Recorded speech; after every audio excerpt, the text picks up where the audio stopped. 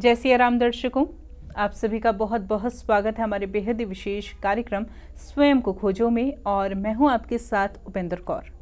दर्शकों, कार्यक्रम की पिछली श्रृंखला में एक बहुत ही सुंदर प्रसंग निकला था जो जुड़ा था निषादों के राजा निषाद राज से, जिन्हें गुहा के नाम से भी जानते हैं, और लक्ष्मण जी से। जब उन दोनों के बीच में संवाद चल रहा था तो बात हो रही थी सुख और दुख की। ऐसे में आज इस कार्यक्रम के माध्यम से हम अन्य प्रसंगों पर तो चर्चा करेंगे ही करेंगे, लेकिन उससे पहले हम सुख और दुख को समझेंगे, क्योंकि हमारे साथ भी अक्सर कुछ ना कुछ ऐसे प्रसंग आते हैं, कुछ ऐसी चीज़ें होती है, कुछ ऐसी घटनाएं होती है जिसमें हम हमेशा सोच में बैठ जाते हैं कि सुख और दुख है क्या, सुख क्या है, दुख क्या है। तो ऐसे में आज इस कार्यक्रम के माध्यम से हम इसी विषय को जानेंगे विस्तार पूर्वक, और यह समस्त जानकारी देने के लिए हमारे साथ स्टूडियो में उपस्थित हैं हमारे बेहद ही खास मेहमान। जी हाँ, हम बात कर रहे हैं मोटिवेशनल स्पीकर सौरभ जी की। तो आइए सबसे पहले मिलकर उनका स्वागत करें। जय सिया राम सर, बहुत बहुत स्वागत आपका। सभी श्रोताओं दर्शकों का भी बहुत बहुत स्वागत है सर। जैसे कि अभी मैंने दर्शकों से कहा कि जब पिछले कार्यक्रम में एक बहुत ही सुंदर प्रसंग जब हमारे सामने आया था, तो ऐसे में उसमें उस प्रसंग में चर्चा हो रही थी निषाद राज जी के बारे में और लक्ष्मण जी के बारे में। उन दोनों में जब आपस में वार्ता हो रही थी तो सुख और दुख का आपने कुछ बात बताई थी हमें। जी। तो ऐसे में आज इस कार्यक्रम के माध्यम से हम अन्य प्रसंगों पर तो चर्चा करेंगे ही, लेकिन उससे पहले मैं आपसे समझना चाहूंगी कि सुख और दुख वास्तव में है क्या। जी, सुख और दुख की बात पहले ये बताएं वहाँ ये आई क्यों, क्योंकि क्या हुआ था, जैसे हमने बताया कि वनगमन होने के बाद सबसे पहले भगवान राम वहाँ तमसा तीर पर, जिसको आज वर्तमान में तौस कहते हैं, वहाँ पहुँच के जब रुके होते हैं तो जो उनके साथ नगरवासी साथ में आए होते हैं, तो वो वहाँ जिस जगह रुकते हैं ना उसे अभी पूर्वा चकिया के नाम से कहा जाता है, वहाँ रुकते हैं। जैसा कि बताया था कि रात में उनको सोते हुए छोड़ के गए हैं, तो जिस तरह उनको जब सोते हुए छोड़ के गए हैं तो वो लोग वहाँ एक स्थान को टाढ़ी करके बोला जाता है, जहाँ का मतलब ये होता है ना, एक रुदन जब उन्होंने किया है। तो उसके बाद क्योंकि वो रात में निकले हैं तो स्नान वगैरह ने किया है, तो उन्होंने सूर्य सरोवर पर जाके सूर्य कुंड पे स्नान करके आया है। उसके बाद वो क्या करते हैं कि उसी तरह से वो उसमें गोमती नदी वगैरह उसको पार करते हैं। गोमती नदी वाल्मीकि आश्रम के पास से उन्होंने कहीं पार की है, और उसके बाद जब उस नदी को पार करने के बाद सैंदिका, जिसको वर्तमान में सई नदी कहते हैं, तो वो प्रतापगढ़ के पास कहीं देवघाट है, वहाँ से वो संगवेरपुर, जिसको वर्तमान में श्रृंगवेरपुर को कहा जाता है, उसी समय वहाँ निषाद के उस पर वो पहुँचते हैं। जब निषाद और लक्ष्मण की आपसी वार्ता इस तरह से रही होती है, क्योंकि जब वो रात को विश्राम कर रहे होते हैं, उनकी जो राम सैया बनाई होती है, तो उनके चरण कमल देख के दोनों के मन में एक भाव आता है कि देखिए जो जानकी जी हैं उनके पिता का पूरे जगत पर प्रभाव है, उनके जो ससुर हैं उनका स्वर्ग तक प्रभाव है, और उनके जो पति हैं उनका ब्रह्मांड में प्रभाव है, और आज इतना प्रभाव ही होने के बाद भी वो इस तरह से बिल्कुल उसमें विश्राम में, तो मन में वो भाव जागृत होते हैं। जब वहाँ पर निषाद राज लक्ष्मण जी से इस बात को कहते हैं कि कै नंदनी मंद मत कुटिल कठिन कुटिल कीन जय रघुनंदन जान के ही सुख अवसर दुख दीन। तो यहाँ पे क्या होता है ना कि यहाँ उन्होंने जब लक्ष्मण जी से इस तरह से कहा, तो एक बात ही आती है ना, एक तो के नंदनी कहा उन्होंने, तो यानी कि उन्होंने उनको भी बाहर का कर दिया, के से जोड़ा है उन्होंने, अवध से नहीं जोड़ा है। और उन्होंने सुख दुख की बात क्यों की कि उन्होंने इस बात को कहा है निषाद ने कि सुख के अवसर पर दुख दिया। तब यहाँ से इसको मानस जी में लक्ष्मण गीता कहा जाता है। तब यहाँ से लक्ष्मण जी ने जब ये बात होती है, लेकिन इसमें एक बात ये ज़रूरी है, क्योंकि एक तो यहाँ के नंदनी, तो कहीं ना कहीं एक बात मन में आती है कि हो सकता है लक्ष्मण जी को भी ऐसा लगा कि भाई निषाद हैं, लेकिन ये परिवार के विषय में हमारी बात हो रही है और इनको इस तरह से कहना कहाँ तक ठीक है। हमारे परिवार में वो माता हैं और उनके बारे में इस तरह से कह रहे हैं, तो इसलिए उनके मन में हुआ। दूसरा, ये सुख, अवसर और दुख की बात कर रहे हैं, तो उन्होंने ये बताया कि देखिए इसको इस तरह देखिए आप। तो तब वहाँ पर ये बात आती है कि लखन जी ने इस तरह बोला है, जैसे कहना चाहिए जो उनकी वाणी है, बोले लखन मधुर मृदवानी, ज्ञान विराग भगत रससानी, यानी कि ज्ञान वैराग भक्ति जिसमें वो सनी हुई उनकी वाणी है, उससे जब वो उसमें कहते हैं को न काऊ कर सुख दुख कर दाता, निज कृत कर्म भोग सब भ्राता। तब वो इस बात को कहते हैं कि कोई भी किसी को सुख और दुख नहीं दे सकता, सबके अपने अपने कर्म होते हैं जिसके कारण से सुख दुख महसूस होता है, लगता है और होता है। तब यहाँ ये बात हो रही थी निजकृत कर्म। तो अब कर्म में भी ये देखा जाता है कि 3 प्रकार के प्राय कर्मों को माना गया है कि संचित कर्म, प्रारब्ध कर्म और क्रियमाण कर्म। तो संचित कर्म को एक तरह से ना हम इस तरह से समझ सकते हैं कि जैसे किसी को कोई चीज़ इनहेरिटेंस में मिल जाती है, विरासत में, तो अब इसमें उसका इस जन्म में कुछ नहीं कह सकते कि इसको कहाँ जन्म क्यों मिला, कैसे मिला, और उसको उस जन्म से वहाँ से बहुत अच्छे संस्कार मिल सकते हैं, वैभव मिल सकता है, यश मिल सकता है। दूसरी बात संचित कर्म की आती है। तो संचित कर्म को ऐसे मान सकते हैं जैसे पूंजी, कि वर्तमान में अगर हमने बहुत सारे कर्म करके पूंजी बना ली है, और तीसरे से क्रियमाण प्रॉफिट, लाभ। तो हम दिन प्रतिदिन जो अपने कार्य कर रहे हैं उन कार्यों में बहुत सारे कार्य हमारे ऐसे भी होते हैं जिनसे कुछ ना कुछ खर्च भी होता है। अर्थात ये मान के चलें 100% लाभ नहीं हो सकता। तो उनके करने के बाद जो परिणाम स्वरूप होता है, जो लाभ हुआ वो क्रियमाण हुआ, और जो लाभ बढ़ बढ़ के हमारा अधिक हो जाता है उसी को एक तरह से हम प्रारब्ध कह सकते हैं, उसी को हम एक तरह से भाग्य भी कहीं कह देते हैं, और उसी को समझने के लिए पूंजी कह सकते हैं। तो होता ये कि जो कुछ है वो हमारे कर्म का ही लेखा जोखा, क्योंकि कहीं ना कहीं जो संचित है वो पूर्व में किया जा चुका है, प्रारब्ध भी जो आज से पहले का हो गया वो प्रारब्ध में हो जाता है। तो उसी तरह से जिसको जहाँ जैसे हो रहा है वो किसी न किसी कर्म बंधन का ही परिणाम होता है। उसी के कारण आप ये देखिए ना कि जैसे सुख और दुख है, अगर वन गमन नहीं होता तो जो उनकी और लोगों से वार्ता और मिलन होगा वो कैसे होता? राम जी राम कैसे बनते, मर्यादा पुरुषोत्तम राम। तो इसलिए उसको अब सुख कहें या दुख कहें, कई बारी जीवन में ऐसा होता है जैसे हम सुख मान रहे हैं वही दुख होता है। यहाँ पर लेकिन एक सवाल मैं आपसे करना चाहूँगी, जैसे आपने थोड़े समय पहले कहा था कि अक्सर हमें जो दुख है वो दूसरों से ही मिलता है, और हम भी अपने जीवन में ऐसा ही देखते हैं कि हम दूसरों से अपेक्षा कुछ रखते हैं और ऐसे में हमें दुख की अनुभूति होती है। तो ऐसे में दुख क्या सच में जो दूसरे हमें देते हैं वही होता है, या फिर जो हमारी अपेक्षाएं बढ़ जाती है उसके कारण जो है हम ही अपने आप को दुख देते हैं? ऐसा होता है। दुख है क्या, पहले ये समझो। किसी इच्छा और अपेक्षा, यही तो दुख है। भाई मेरी ये इच्छा है कि मुझे ये मिल जाए, हाँ जी, यानी कि वर्तमान में मैं नहीं हूँ। सबसे बड़ी देखिए दुख जहाँ भी होगा वो दुख कहीं ना कहीं आपका भूत और भविष्य जुड़ा होता है, कि किसी ने मेरे साथ अतीत में कुछ ऐसा किया है, उस व्यवहार को हम पकड़े बैठे होते हैं, उसको नहीं छोड़ पा रहे हैं, या भविष्य में हम सोच रहे हैं ऐसा हो जाए और वो नहीं हो रहा है तो हमें दुख लगता है। या किसी से आपसी रिश्ते हैं, जैसे आपसी रिश्तों की परिभाषा सबने अपनी अपनी बना ही हुई होती है कि भाई माता पिता ऐसे होने चाहिए, भाई ऐसा होना चाहिए, पुत्र ऐसे होने चाहिए, संतान ऐसी होनी चाहिए, जबकि ऐसा नहीं हो सकता कि अरबों की जनसंख्या में हम कुछ ही कैटेगरी करें। इतनी स्पेसिफाइड कैटेगरी हैं कि आज भी आप ये देखिए इस अरबों की जो जनसंख्या है उसमें भी फिंगरप्रिंट किसी के किसी से नहीं मिलती। जब इतना अंतर ऊपर वाले की व्यवस्था में है तो हम ये कैसे मान सकते हैं, कैसे सोच सकते हैं कि सब कुछ ऐसे ही इसी रूप में हो सकता है?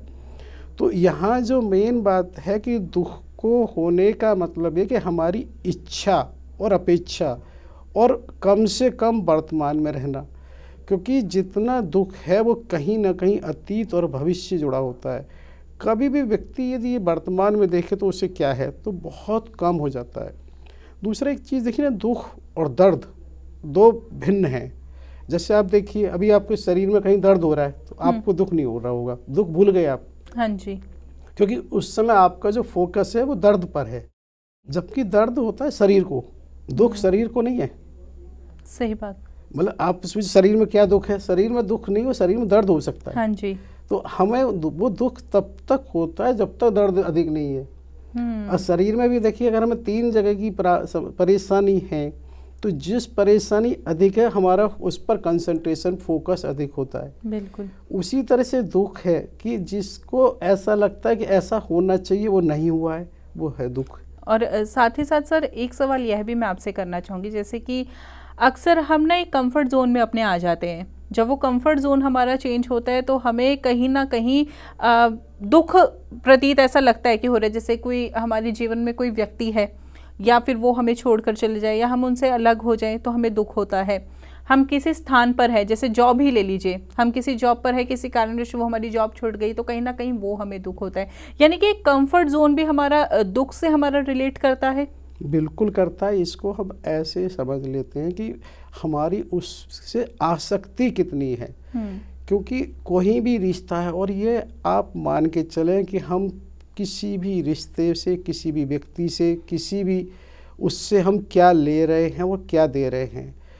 अगर मान लो हमारी जॉब है, अगर हम जॉब को अपने लेने प्रतिफल से बेहतर कर रहे हैं तो आप निश्चित रूप से मान लें आपको कहीं जॉब भी दूसरी मिल सकती है और आसानी से आपको निकाला नहीं जाएगा। लेकिन हम उल्टा कर रहे हैं कि हम ले ज़्यादा रहे हैं और दे कम रहे हैं तो हम असुरक्षित रहेंगे। इसी तरह से हमारे रिश्तों की स्थिति होती है। हर रिश्ते से हम क्या दे रहे हैं और क्या ले रहे हैं, प्राय ये देखने में आता है आज भी। क्योंकि हम कहीं ना कहीं सखा और दोस्त और उसकी जब बात करते हैं तो ये प्राय एक प्रश्न आता है कि आपको ऐसा करना चाहिए। बिल्कुल। ये प्रश्न को उल्टा होना चाहिए कि मुझे ऐसा करना चाहिए। हम अधिकार जता लेते हैं जी, जो हमें ज़्यादा पीड़ा देता है। जब हम किसी के ऊपर अधिकार रखते हैं और वो अधिकार हमारा वो पूर्ण नहीं हो पाता तो ऐसे में हमें कहीं ना कहीं दुख होता है। बिल्कुल होता है, क्योंकि अधिकार आपके बस में नहीं, कर्तव्य आपके बस में है। आप ये तो कह सकते हैं कि मान लो मुझे जैसे अपने ऑफिस जाना है, मैं टाइम से जाऊं, अधिक से अधिक अपने समय का वो करके दूं। लेकिन हम उल्टा सोच रहे हैं इस बात में हमें ऑफिस से क्या सुविधा मिल रही है, हमारा फोकस उस पर है। ऑफिस हमें क्या दे रहा है, हमारे इस पर नहीं कि मैंने ऑफिस को क्या दिया है, मैं कितने समय से पहुंचा, मैंने क्या किया, पर्सनल काम कुछ किए। तो उसी तरह से जीवन के हर रिश्ते में ऐसा होता है। आज ये प्राय होने लगा कि लोग बहुत सारे दोस्त और उसको बढ़ाते हैं। लेकिन एक प्रश्न यहाँ बहुत मूल आता है, आप संपर्क और संबंध अनेक बढ़ा सकते हैं कि क्या समय में 1 सेकंड बढ़ा सकते हैं? यदि नहीं बढ़ा पाते हैं तो कहीं ना कहीं निश्चित रूप से सामंजस्य में दिक्कत आएगी ही आएगी। क्योंकि संपर्क बढ़ाना एक आम बात है, लेकिन उसको जब निभाएंगे आपकी इच्छाएं अपेक्षाएं, क्योंकि किसी भी संबंध को निभाने के लिए तन मन धन तीनों की आवश्यकता होती है। और जबकि समय वही है आपके पास, तो जब आप ये महसूस करते हैं तो उससे भी आपको असुविधाएं होती हैं और फिर वो आपको कहीं ना कहीं दुख का रूप होता है। बिल्कुल। यहाँ पर एक सवाल मैं आपसे करना चाहूँगी, जैसे आपने कुछ देर पहले हमें एक एग्जाम्पल, बहुत इजी एग्जाम्पल के थ्रू समझाया कि जैसे हमारे शरीर में कहीं दर्द उठा तो हम कहीं ना कहीं वो दुख अपना जीवन का भूल जाएंगे क्योंकि दर्द हो रहा है उस समय। तो ऐसे में जीवन में एक बात यह भी आती है कि दुख हमारा तब तक कम नहीं होता जब तक सुख नहीं आता जिसे हम सुख मान रहे हैं। तो ऐसे में दुख और सुख मतलब यानी कि दुख के समय सुख को कैसे ढूंढा जाए? दुख के समय सुख को ऐसे ढूंढा जाए कि सुख और दुख पहले हमने माने क्या है। क्योंकि सुख है क्या, सुख वो है कि जो हमें प्राप्त नहीं है उसकी कामना। हाँ जी। अगर हमने धीरे धीरे जो है उसको स्वीकार कर लिया तो वही सुख हो जाता है, वही सुख हो जाएगा। होता क्या है कि हम उल्टा करते हैं, जो मिला हुआ है उसे अस्वीकार करते हैं, जो नहीं मिला है उसे ढूंढते हैं, वही ढूंढते रहते हैं। तो वही दुख है। कोई भी रिश्ता है, अगर हम कहें हम उसे नहीं बदल सकते, उसके अकॉर्डिंग अपने को बदल सकते हैं। होता क्या है, हम सामने वाले को समझाने की कोशिश करते हैं लेकिन समझने की नहीं। अगर ये देखिए जो सामने वाला है वो वैसा ही स्वभाव रहेगा, लेकिन हम ये सोचते हैं कि नहीं ये मेरे हिसाब से हो जाए। क्यों नहीं ऐसा हो सकता कि हम उसके हिसाब से हो जाए? तो जो आप कह रहे हैं सुख है क्या, उस स्थिति को अनुकूल और प्रतिकूल हमने अपने हिसाब से किया है। जैसे आप भी देखिए कि जब समय गर्मी होती है, गर्म कपड़े बिल्कुल अच्छे नहीं लगते, वो उस समय प्रतिकूल है, लेकिन जब सर्दी का वातावरण होता है वही कपड़े हमें सुख देते हैं, वही अच्छे लगते हैं। तो दुख और सुख में अनुकूल और प्रतिकूल का है, लेकिन ये हमारे ऊपर है कि उस अनुकूल को प्रतिकूल और प्रतिकूल को अनुकूल कैसे किया जाए। क्योंकि अनुकूल में हमारी इच्छाएं अपेक्षाएं बढ़ती जाती हैं और जैसे आपने उदाहरण एक जॉब का दिया कि अगर हमें कितना भी कोई इंक्रीमेंट मिल जाए फिर भी हमारी एक्सपेक्टेशन और बढ़ जाती हैं। उसी तरह से सभी रिश्तों में ऐसा होता है कि हम कितने अनुकूल हैं ये नहीं देखते और कितने प्रतिकूल हैं। तो जैसे जैसे हम प्रतिकूलता को स्वीकार करते जाएं, उसे कम करते जाएंगे, वैसे वैसे हमें अनुकूलता होती जाएगी। अच्छा सर, इसी के साथ एक मन में बात आई, जब हमारी कोई तारीफ़ करता है तो हमें बहुत खुशी होती है, वहीं अगर कोई पर्सन हमारी कोई कमी निकाल दे तो वहीं हमें इतनी पीड़ा होती है कि बस पूछो मत। तो ऐसे में ये भी तो सुख और दुख से ही ताल्लुक़ रखता है। ये सुख और दुख से नहीं, ये इससे कि हमारी इच्छा और अपेक्षा क्या है। क्योंकि आप इसको ऐसे मानो, जब बैंक का खाता कोई भी है तो उसमें जमा और निकासी की दोनों ही एंट्री होती हैं। ऐसा तो कभी कोई भी खाता ना था होगा जिसमें एक ही तरफ की एंट्री हो। तो होता क्या है कि ये संभव नहीं है, जिससे हमारी आलोचना हो रही है, प्रशंसा हो रही है। प्रशंसा पूरे 365 डेज नहीं हो सकती है किसी की भी, 24/7 आवर्स। तो आलोचना भी होगी। तो हुआ क्या कि वो हमने उससे जुड़े हैं, हमने ये माना प्रशंसा हमारी है, आलोचना इसको नहीं करनी। ऐसा नहीं, जब तक हमने अगर मान का सुख नहीं लिया, अगर प्रशंसा में भी सुख नहीं देखा है, तो आलोचना से हमें दुख नहीं होगा। हमारी जो सुख हुआ है वो उसको लेने से हुआ है। हम उसमें देखे नहीं प्रशंसा से कोई कर रहा है, हमने उसको, क्योंकि इस चीज़ों को हम ये देखते हैं सुख और दुख उस बिंदु की तरह से हैं जैसे पूरब और पश्चिम, उनको हम अलग नहीं कर सकते। जिस पॉइंट पर पूरब है उसी पॉइंट पर पश्चिम है, किसी को अलग नहीं किया जा सकता है। आप कोई भी स्थिति देखें, एक मिनट ये देखिए, जैसे अब किसी का विवाह होना या ना होना, नहीं हुआ तो बड़ी दुख की बात है, भाई विवाह नहीं हुआ। लेकिन आप ये देखिए विवाह होने के बाद क्या सब लोग बहुत खुश हैं? अगर वो विवाह के बाद की समस्याएं हुई हैं तो इसलिए हुई, विवाह हुआ ना पहले। अगर विवाह नहीं होता तो क्या विवाह के बाद की समस्याएं होती? लेकिन जिस समय विवाह हुआ हम बड़े खुश हुए, बड़ा सेलिब्रेट करते हैं, हर तरह से हम बहुत कुछ करते हैं। लेकिन आप ये देखिए ना कि अगर वो उस समय सुख हुआ तो उसी कारण तो विवाह के बाद जो कुछ हुआ वो दुख हुआ। तो आप कैसे अलग करेंगे? अगर विवाह नहीं होता तो उसके बाद के कारण नहीं होते। बिल्कुल। इसी तरह से क्या होता है, किसी भी घटना को अगर आप उसके अतीत और भविष्य में झांकेंगे तो कहीं ना कहीं आप ये देखेंगे उसमें सुख में ही दुख छिपा हुआ, दुख में ही सुख छिपा हुआ है। जैसे एक बात देखिए, किसी व्यक्ति को किसी सैनिक में भर्ती होना है, मिलिट्री में, तो बहुत अभ्यास करता है, वो बहुत सुबह जग के दौड़ और जितना वो उसको सकता है, कोई ओलंपिक जैसे गेम के लिए खिलाड़ी है तो अब कहे ये तो बड़ा कष्ट में वो, तो उसकी जो साधना पूरी हो जाती है तभी तो उससे कुछ प्राप्ति होती है। और उस समय कहा जाए भी तुम ये मत करो। तो उसी तरह से ये चीज़ें हैं कि जिसको हम सुख कह रहे हैं, आज बच्चों को हमने यदि कंफर्ट जोन दे दिया तो अब हमने ये अच्छा किया या बुरा किया, क्योंकि ये पहलू इस बात का है कि उसको आदि हमने इस तरह से बना दिया है कि वो उसका अभ्यस्त हो गया है। जबकि ये हमने पहले भी कहा कि परिवर्तन संसार का नियम था, है और रहे।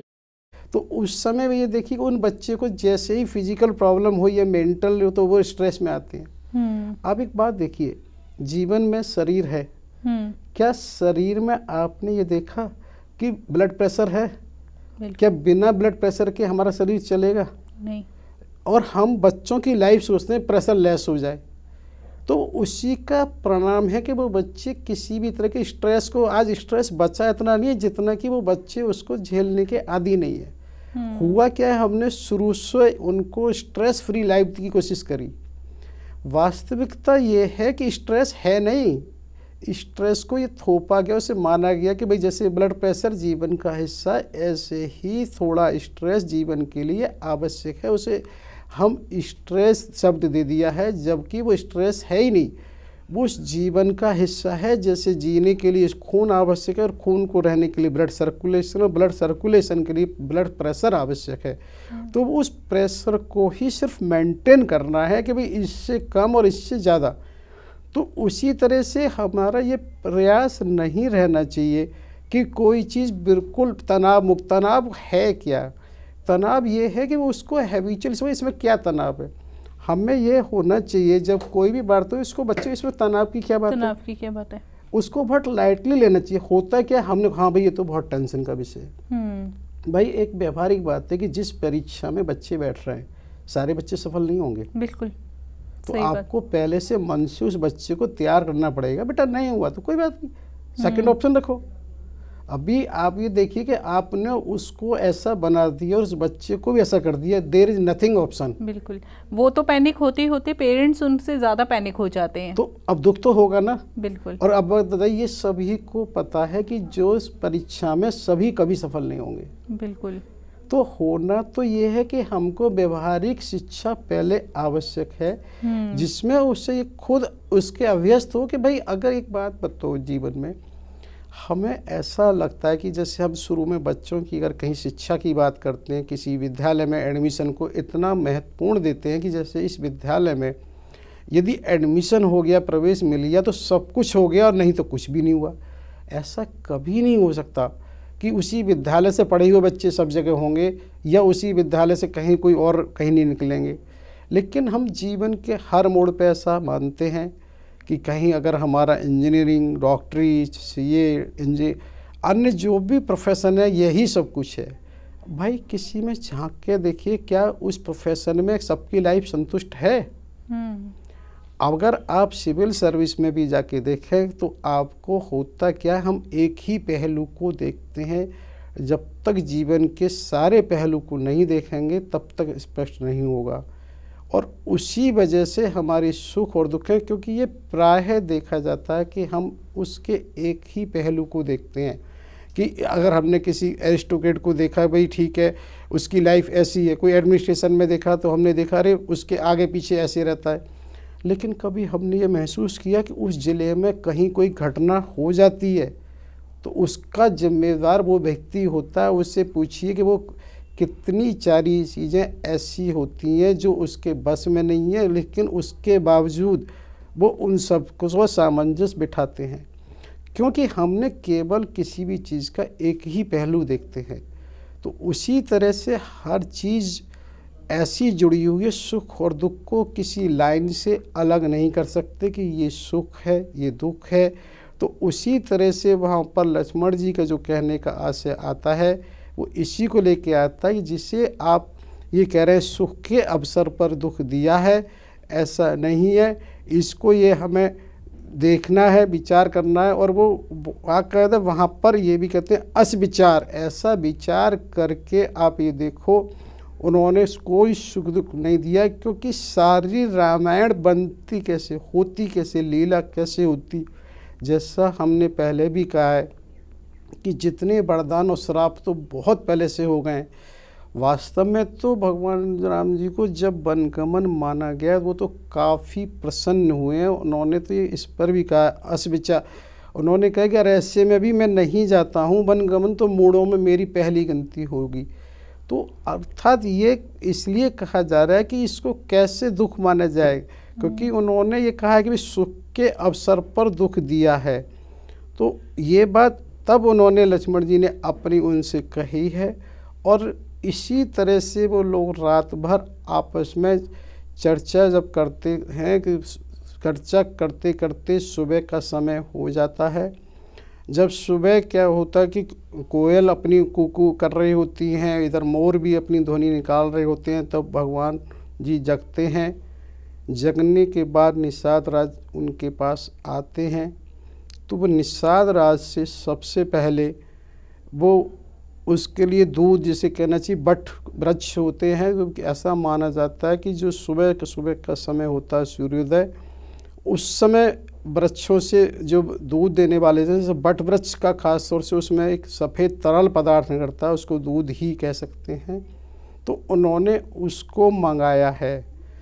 उस दूध को मंगाने का उन्होंने कहा है कि भाई जो हमारी एक तरह से सिखा हैं इनको, क्योंकि अब वन में रखना सुसज्जित नहीं रखा जा सकता है, तो उनको वो सुसज्जित ना रखने के कारण उनको वो वट वृक्ष का दूध मंगाते हैं। और जब वो भरपूर मात्रा में दूध आता है तो उससे अपने बालों को, केसों को वो इस तरह से कर लेते हैं कि उसकी एक तरह से 5 जटाएं टाइप सी करके, और उनको आगे मुझे ऐसा लगता है जैसे बाल कृष्ण का रूप दिखाया जाता है कि वो कहीं ना कहीं उसको आगे मुकुट का सा रूप कर लेते हैं और सिर पे बांध लेते हैं, जिसे देख के क्योंकि सबके मन में फिर कष्ट होता है। वो सुमंत जी भी देख रहे होते हैं और उधर निषाद भी, क्योंकि कहाँ महलों में इसने तेल फुलेल उनके साथ रहते थे, उनसे वो करते थे, वो कहाँ इन्होंने अब बिल्कुल ऐसा रूप धारण किया हुआ है। तो तब इस बात को जब वहाँ सुमंत जी भी देख रहे होते हैं, तो सुमंत जी को क्योंकि अब ये लगा कि ये रूप इस तरह का हो गया है कि अब संभावना लौटने की नहीं लगती है, तब वो भगवान राम से कहते हैं कि अब मेरे लिए क्या आज्ञा है। क्योंकि उनको वास्तव में दशरथ जी ने जब भेजा है तो भेजा तो इस तरह से था कि भाई कुछ दिन घुमा के वापस ले आना जी। तो वो वहाँ वापस लेने जाने की बात होती है, तो वो वापस नहीं जाने की वजह से अब क्योंकि उन्हें लगा कि पूरी तरह से वो इसकी तैयारी बनकी कर रहे हैं। जब उन्होंने जटाक को ये रूप दे दिया है, तो जटाक को जब ये रूप दे दिया है तो उस समय उन्होंने जब मेरे लिए कहा कि क्या आज्ञा है, तब राम भगवान ये कहते हैं कि आप महाराज के सखा भी हैं, महाराज के सेनापति, महाराज के मंत्री भी हैं, आप इसको बेहतर समझ सकते हैं कि इस समय आपको महाराज को आपकी विशेष आवश्यकता है। वो उनको इस तरह से अयोध्या वापस करने के लिए ही तैयार करते हैं। बिल्कुल, आज इस कार्यक्रम के माध्यम से एक सुंदर प्रसंग के बारे में तो हमने चर्चा की ही, लेकिन उससे पहले जो आपने सुख और दुख के बारे में हमें समझाया, अगर हम इस बात को समझ जाए तो जीवन बहुत सरल हो सकता है। जो सुख और दुख में हमें इतनी, यानी कि दुख में जो पीड़ा होती है वो इतनी पीड़ा ना हो यदि हम ये सुख और दुख के कॉम्बिनेशन को समझ जाएं। बहुत अच्छा लगा आज भी सर आपसे वार्ता कर। अगले कार्यक्रम में, यानी कि इस कार्यक्रम की अगली श्रृंखला में किसी अन्य प्रसंग पर हम ज़रूर आपसे चर्चा करेंगे, लेकिन आज आपने इतनी कीमती जानकारी दी उसके लिए बहुत बहुत धन्यवाद। जय सिया राम। सभी दर्शकों एवं श्रोताओं को, समयदानियों को बहुत बहुत आभार, बहुत बहुत धन्यवाद। साथ ही होने वाली गलतियों के लिए क्षमा याचना। जय सिया राम।